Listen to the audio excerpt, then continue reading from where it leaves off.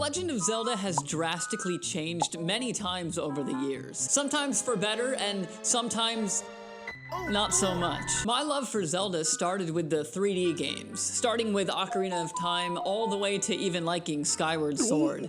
Which brings us to the point of this video. I miss the old Zelda.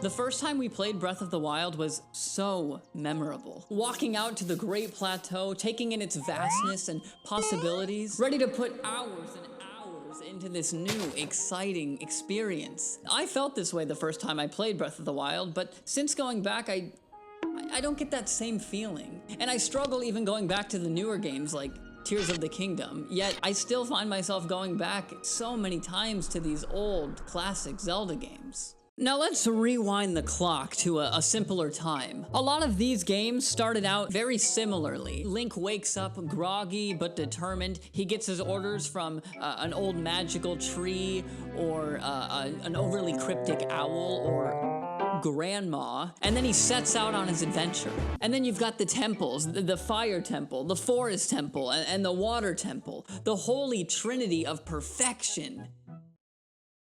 Sometimes. The old Zelda formula was like reading your favorite book. You'd read it over and over again, and sure, it doesn't have the unexpected twists of a new book, but it was always a great read. After the Forest Temple, you knew that the Fire Temple awaited. It was comfortable, it was familiar. In the beginning, there was this game that I've already been talking about for a bit called Ocarina of Time. It was the 90s. We were all just getting to know 3D gaming and all of its beauty and all of its Ocarina of Time set the standard with its rich narrative and its structured gameplay. You'd start in the safe, serene Kokiri Forest, and then be put into this world-saving quest that takes you through different environments. Each step of this journey felt important and purposeful. Breath of the Wild lacks this structured progression. It just felt like a map with challenges scattered around, and then I'm wandering without any kind of purpose or direction.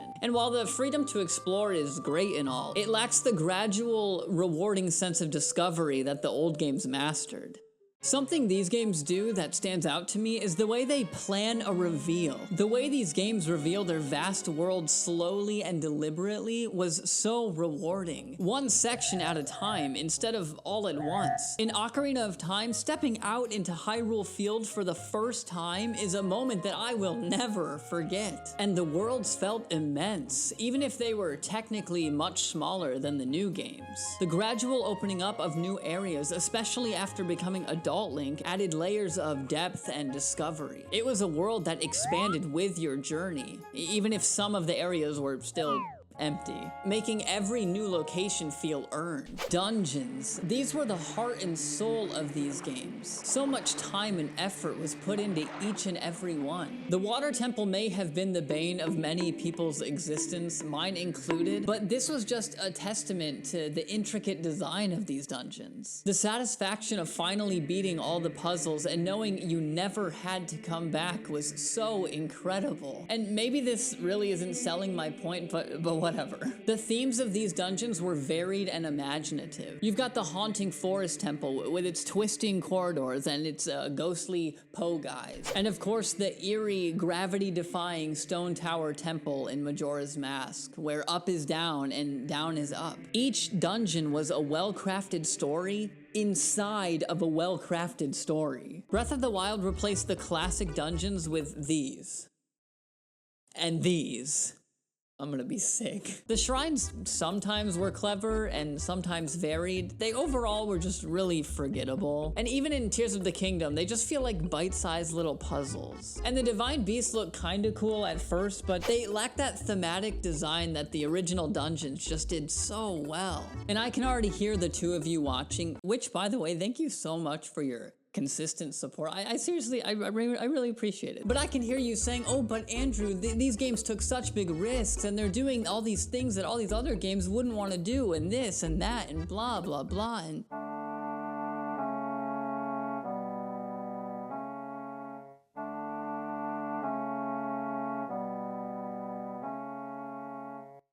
When Nintendo made Majora's Mask, they took some pretty big risks that I don't think they would take today. They had to take all the assets from Ocarina of Time and use them to make a whole new game in just 1 year. Despite that, they pulled off something totally different and amazing. They weren't just trying to make a buck, they wanted to do something fresh. Fast forward to today with Breath of the Wild and Tears of the Kingdom, these games did new things and they have great qualities about them.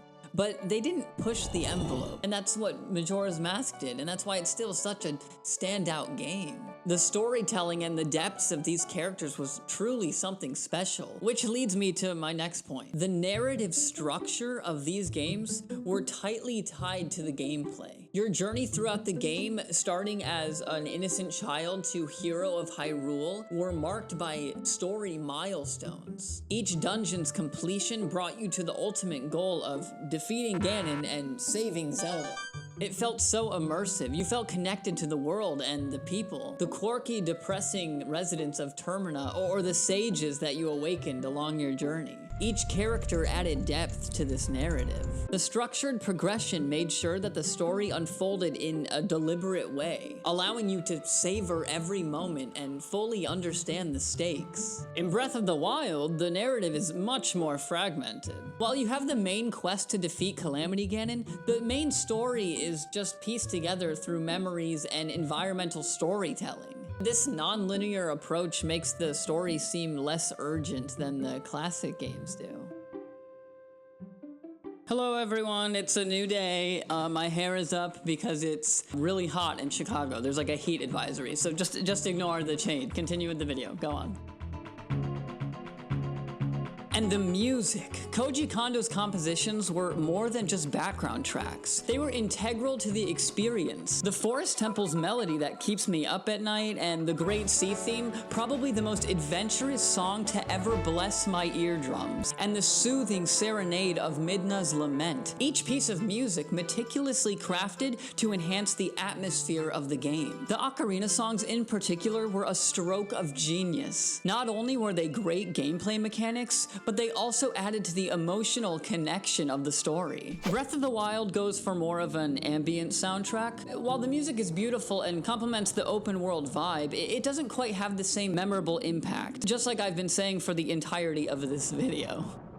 Imagine Link has a shopping list. So he's got his sword, check, his shield, check, his boomerang, check, and what the fuck? In Breath of the Wild, we don't get these iconic items as a reward. You start with all your core abilities through the Sheikah Slate right from the beginning. This design choice encourages a more sandbox-like approach where you're free to tackle challenges any way that you want. That flexibility is great, but it also takes away from the sense of accomplishment that comes with finding and mastering new tools. These older games didn't just hand you the tools for your journey, they made you earn them. Each dungeon was more of a rite of passage. You had to prove yourself using the tools you had in one area before moving on to the next. The hookshot wasn't just a nifty grappling device. It was essential for reaching otherwise inaccessible areas. And the iron boots weren't just heavy footwear. They allowed you to walk underwater and access new parts of the water temple. Compare this to Breath of the Wild, where the emphasis on items drastically changes. Sure, you still have items like your paraglider and a plethora of weapons, but they often feel more like tools for survival that break in 3 swings than keys to progression. The final point I want to make is how the puzzles are integrated into the older games. In the classic Zelda games, puzzles were part of the environment. Dungeons were designed to feel natural within the world, with puzzles seamlessly woven into the narrative and structure of the game. In Breath of the Wild, puzzles are often contained within shrines, which are clearly marked and separated from the rest of the world. They feel like isolated puzzle boxes rather than integrated parts of the world. The transition from exploring the open world to solving shrine puzzles can be a bit jarring, rather than having puzzles flow naturally from your surroundings. So where does this leave us? The new open world Zelda games offer unparalleled freedom and a vast, beautiful world to explore. They break away from the linear paths of the past, encouraging creativity and experimentation, but in doing so, they lose the structured charm and satisfaction of the classic formula. Nintendo has stated that they do not intend to go back to the original formula and want to keep pushing forward with this new style in the open world. This statement is super disappointing to me, but in the past, Nintendo has also made statements that they would never go back to original controls after exploring motion controls with Skyward Sword. And we know how that